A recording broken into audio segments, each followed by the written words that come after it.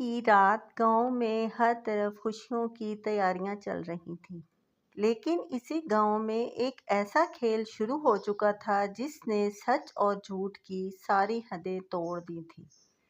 ایک غریب لڑکا جو خود قربانی کے لیے پیسے نہیں رکھتا تھا، وہ اچانک پورے گاؤں کا ماہر کسائی بن گیا تھا۔ مگر حقیقت میں اسے چھری پکڑنا بھی نہیں آتی تھی۔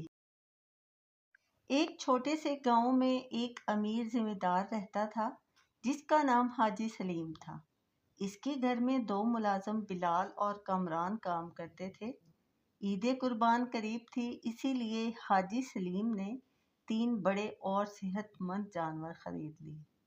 وہ دونوں ملازمین کو بلا کر سخت لہجے میں بولا، میں نے جانور تو خرید لیے ہیں، اب فوراً کسی اچھے کسائی کا بندوبست کرو، عید کے دن کوئی مسئلہ نہیں ہونا چاہیے۔ بلال اور کامران نے سر جھکا کر کہا، جی حاجی صاحب، ہم ابھی انتظام کرتے ہیں۔ اسی گاؤں کے ایک ٹوٹے پھوٹے گھر میں ایک نوجوان حمزہ اپنی ماں اور بوڑھے والدین کے ساتھ رہتا تھا۔ گھر کی حالت اتنی خراب تھی کہ اکثر فاقے رہتے۔ عید قریب تھی مگر خوشی نہیں تھی، صرف پریشانی تھی۔ حمزہ نے اپنی جیب سے کچھ پیسے نکالے جو بڑی مشکل سے جمع کیے تھے۔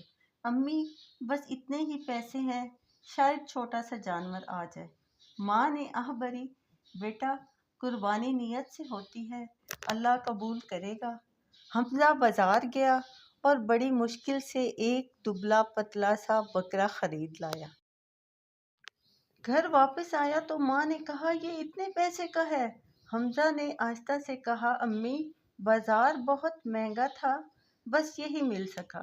ماں نے خاموشی سے سر ہلایا مگر دل ہی دل میں پریشان تھی۔ رات کے وقت بکرا بار بار آوازیں نکال رہا تھا۔ بوڑھے والد نے کہا، لگتا ہے بھوکا ہے، اسے کچھ کھلانا چاہیے، لیکن گھر میں کچھ بھی نہیں تھا۔ اسی وقت حمزہ نے باہر جانے کا فیصلہ کیا تاکہ کچھ انتظام کر سکے۔ راستے میں اسے ایک آدمی ملا جو پریشان کھڑا تھا، بھائی کسائی نہیں مل رہا، جانور تیار ہے مگر کوئی کام نہیں کر رہا۔ حمزہ کے دماغ میں ایک خطرناک خیال آیا۔ وہ بولا، میں ایک بہت ماہر کسائی کو جانتا ہوں جو ایک ہی بار میں کام تمام کر دے گا۔ آدمی حیران ہو گیا، واقعی؟ حمزہ نے جھوٹ بول دیا، جی ہاں، مگر وہ ایڈوانس لیتا ہے۔ آدمی نے بغیر سوچے سمجھے پیسے دے دیے۔ اسی لمحے حمزہ کے ہاتھ کانپ گئے مگر وہ پیچھے نہیں ہٹا۔ گھر آ کر اس نے ماں اور والد کو پیسے دکھائے۔ ماں نے فوراً پوچھا، یہ کہاں سے آئے؟ حمزہ نے پوری کہانی سنائی۔ بوڑھا والد پہلے خاموش رہا، پھر آہستہ سے ہنس پڑا، اگر لوگ مان رہے ہیں تو پھر موقع سے فائدہ اٹھا لو۔ یہ وہ لمحہ تھا جہاں غلطی ایک کاروبار بن گئی۔ اگلے دن حمزہ اور اس کے والد نے خود کو ماہر کسائی ظاہر کرنا شروع کر دی۔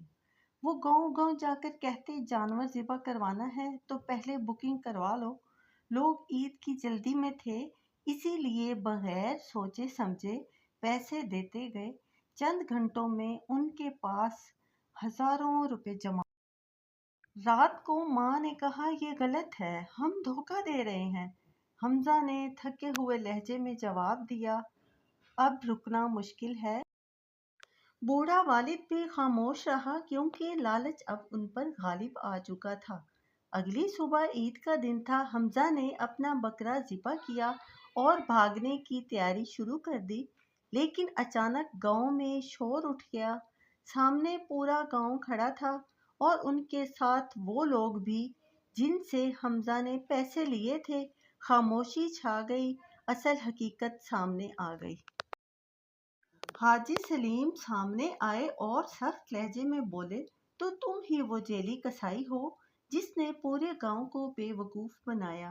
حمزہ کا چہرہ سفید پڑ گیا، اس کی آنکھوں میں آنسو تھے۔ ہم سے غلطی ہو گئی، ہمیں معاف کر دے، ہم غریب تھے۔ بوڑھا والد بھی رو پڑا۔ کچھ لمحے خاموشی چھائی رہی، پھر حاجی سلیم نے گہری سانس لے کر کہا، غریبی جرم نہیں، لیکن دھوکہ ہمیشہ جرم ہے۔ گاؤں والوں نے انہیں معاف کر دیا، مگر ایک سبق ہمیشہ کے لیے چھوڑ دیا۔ لالچ انسان کو وقتی فائدہ دیتا ہے، مگر عزت ہمیشہ سچ سے ملتی ہے۔